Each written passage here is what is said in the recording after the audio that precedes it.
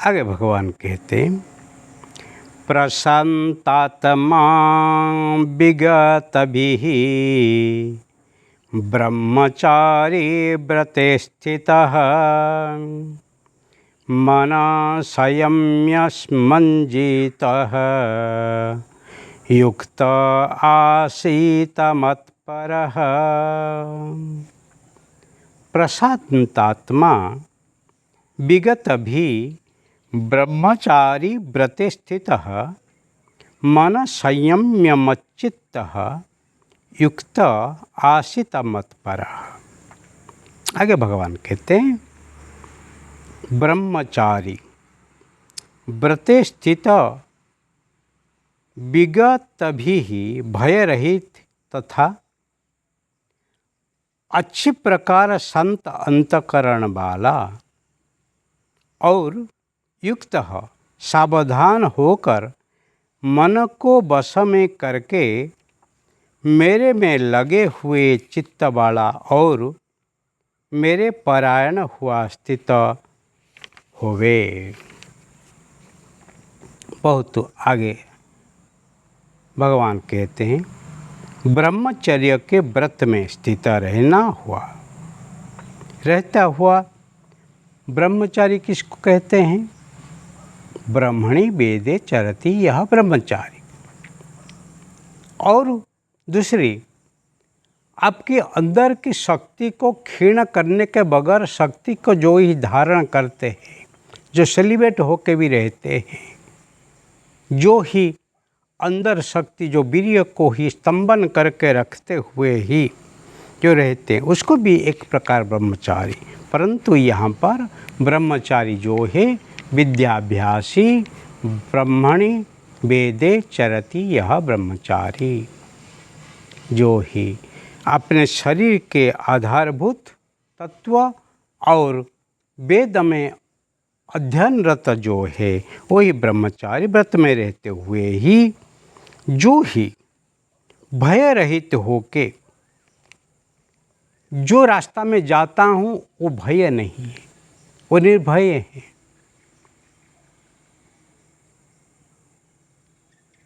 विज्ञान जो है, ब्रह्म जो है,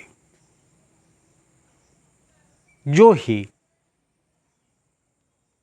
परमात्मा है, वो अभय देते हैं, वो भय नहीं देते हैं।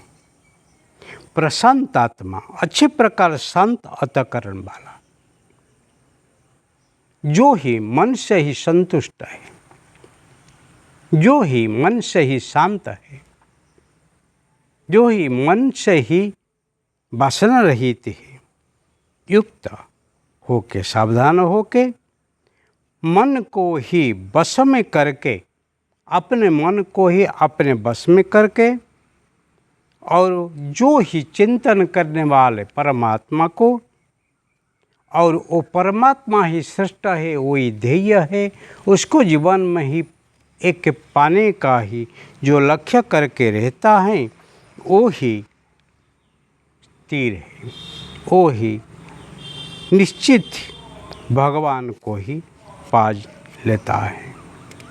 इसलिए भगवान को पाने के लिए जो मार्गदर्शन है, जो विधि है, एक पक्षी एक भगवान बताते हैं। पहले बताते हैं ब्रह्मचारी होना चाहिए।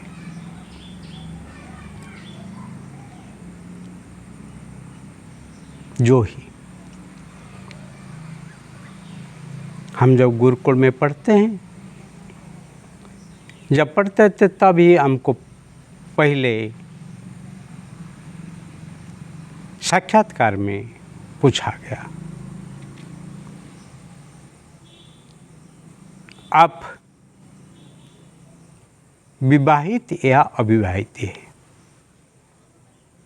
आपकी उम्र 24 वर्ष से कम है कि नहीं? आप परिवार के एक संतान है या नहीं? आप कोई भी विषय के ऊपर ग्रेजुएट हुए कि नहीं? आप डॉक्टर या प्रोफेसर है कि नहीं? ऐसे प्रश्न को पूछा गया है और आखिर में सब ठीक है, परंतु आपके पिता माता आपको मंजूरी देते ही कि नहीं, क्योंकि एक साथ 2.5 से 3 साल गुरुकुल में रहते हुए ही गुरु के साथ अध्ययनरत साधनारत रहना वो इतनी सहज नहीं है। इसीलिए मन के ऊपर इतनी काबू करना चाहिए, मन के ऊपर इतनी निश्चित करना चाहिए जिसके ही वो तटस्थ होके ही रह सकता है, वो ही आगे बढ़ सकता है। और जो तटस्थ नहीं होगा वो ना इधर ना उधर, ना घर का ना घाट का। इसीलिए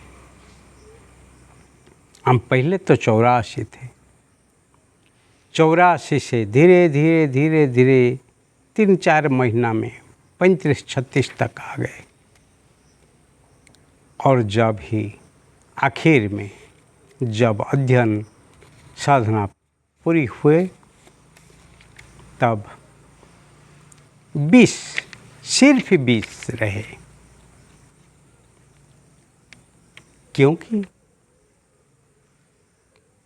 अध्ययन करने का कठिन नहीं है, परंतु तटस्थ होके उसको मनन करना और मन से ही संयमी होके स्थिर होके एक लक्ष्य को लेके परमात्मा के तरफ जाने के लिए आगे बढ़ना वो सहज नहीं है।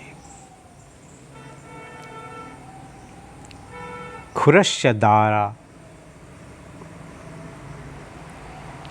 खुर की धार जैसे है। इसीलिए जीवन में बहुत कुछ आप पा सकते हैं, मन से तटस्थ हो तो, मन से शांत हो तो। और मन जब शांत हो गया फिर आपको कोई ही आपके जीवन की जो मंजिल को पाने के लिए कोई रोक नहीं सकता है।